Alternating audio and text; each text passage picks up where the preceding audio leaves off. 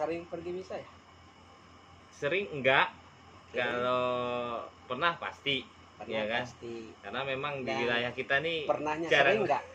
Hah? Pernahnya sering nggak? Enggak. Karena jujur nih Berarti Romo. pastinya terukur ya? Iya, karena jujur kami, kalau saya nih Ya. secara hati nurani gitu ya. Ya. Saya lebih sreg kalau ada pemimpin misanya seorang pastor gitu. Oke. Lebih ngena lah di hati itu sebenarnya. Oke. Oh ya, apa namanya? Biasanya dalam misa itu kan ada khotbah ya? Betul. Ada khotbah.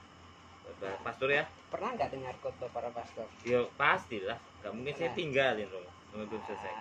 Dari sekian khotbah yang diberikan oleh para pastor itu pada saat misa atau para romo pada saat misa, bagaimana kesannya?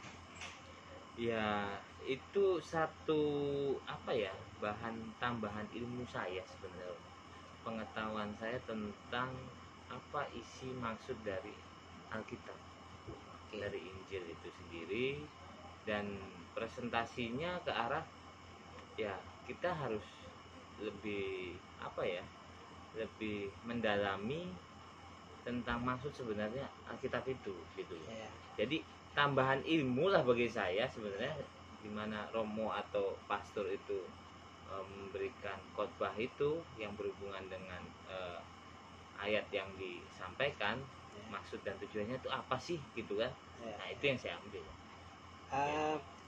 Biasanya setelah misa itu kan pasti umat itu pasti punya gambaran, oh nanti saya sangat mengharapkan nanti pastor atau romo khotbahnya seperti ini. Dapat nggak kesan itu? Kalau saya bukan ke arah ekspektasi saya Romo sih sebenarnya.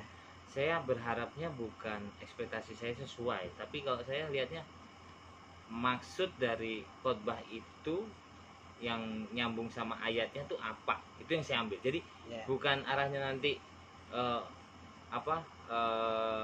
tidak puas atau lega kalau romo atau pastor menyampaikan, tapi lebih ke arah saya akan ambil intisari dari khotbah itu gitu. Arahnya soalnya ya. Gimana? Ya, saya tidak menuduh atau apapun. Ada kadang-kadang umat yang langsung malas datang ke gereja. Ya, karena apa? Karena dia sudah tahu bahwa pastor itu nanti yang akan memberi khotbah. Dia sudah menjudge bahwa nanti pasti khotbahnya tidak sesuai atau tidak sesuai dengan ekspektasi dia.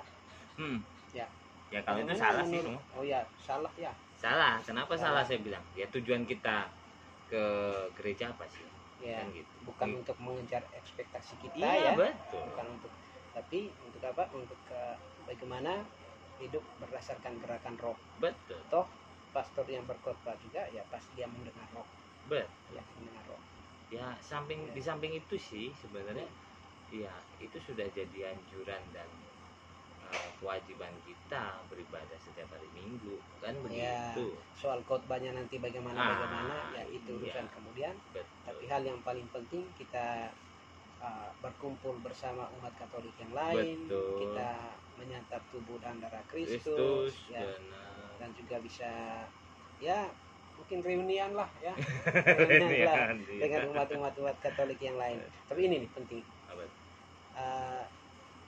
Sebelum ke gereja,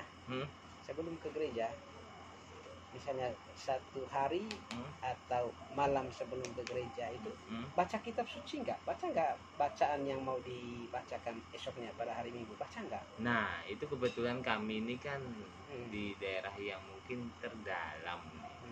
Informasi besok Minggu mau yang dibacakan itu ayat mana kitab itu kami nggak tahu. Kami taunya ya pada saat di gereja gitu kan. Kalau yang mungkin di kota sudah ada lembaran tuh nanti bakalan kitab sucinya atau kitabnya yang dibaca ayat ini gitu aja. Kalau kami ya di sini karena tidak ada kertas lembaran seperti itu jadi apa namanya besok baru dapat itu jadi baru dapat jadi pada saat yang akan dibacakan ayat misalkan Lukas Ya. ayat sekian, ya kan, Ya. nomor sekian sampai sekian, ya baru kita buka Alkitabnya. Ya. Dan Bapak Ibu saudara-saudariku yang terkasih, baiknya ketika Anda pergi ke gereja pada hari Minggu, kalau boleh bacaan, baik bacaan pertama, bacaan kedua atau bacaan Injil harus sudah kita baca sebelumnya, ya, harus sudah kita baca sebelumnya. Supaya apa? Supaya kita datang ke gereja itu dengan sebuah kesadaran penuh bahwa oh, sabda Tuhan ini ya harus membentuk saya, membentuk kehidupan rohani saya, ya, membentuk mentalitas saya sebagai orang Katolik, ya. Taunya dari mana, Dan Romo? juga untuk ya sebagai bentuk persiapan diri kita untuk mengikuti perayaan pada hari itu.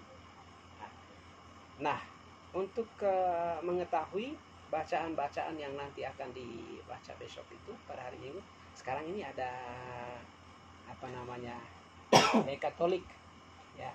Ada e-Katolik. Oh, aplikasi ya? Aplikasi e-Katolik itu lengkap bacaan selama 1 tahun, ada semua itu. Ya, Mada Bakti di situ ada semua, ya bisa download itu, Atau biasanya gereja Katolik itu masing-masing paroki itu ada namanya kalender liturgi. Ya, kalender liturgi. Kalender liturgi itu biasanya mencantumkan seluruh bacaan selama 1 tahun. Oh, ya. Gitu. Jadi kalau misalnya pergi ke kota atau ke paroki di mana ada toko rohani Katolik, mampirlah, beli itu supaya kita juga punya list, punya apa namanya, daftar bacaan rohani selama 1 minggu. Seperti itu. Ya ini sih dilema kami, Pak, Pastor. Ya. Ya kami susah sinyal, jujur, ya kan. Itu pertama. Kedua, dan memang kita nggak tahu. Itu offline. Nah, offline. Kalender liturgi kan yang bentuk buku itu, yang buku kecil itu kan. Oh, yang maksudnya yang kita beli. Nah, ya. kebetulan jauh juga, bukan alasan nih, jauh dari ya, tapi bisa aja sih nitip beli, ya kan. Nah, cuman yang aplikasi tadi karena kami susah sinyal bisa nggak? Kalau tidak salah yang aplikasi itu offline juga. Oh, offline juga. Katolik itu sangat luar biasa, coba dibuka. Oh, iya. Nanti saya download lah. Silakan. Harus di-download supaya kita punya informasi rohani yang cukup, bacaan kitab suci pada hari Minggu, Santo Santa, dan apapun itu. Gitu. Jadi kita sebagai orang Katolik, umat Katolik, jangan merasa terasing dari hal-hal seperti itu, ya. Terus kita peroleh dan cari informasi untuk memperkaya kehidupan rohani Anda. Ya. Oke, siap. Siap? Oke.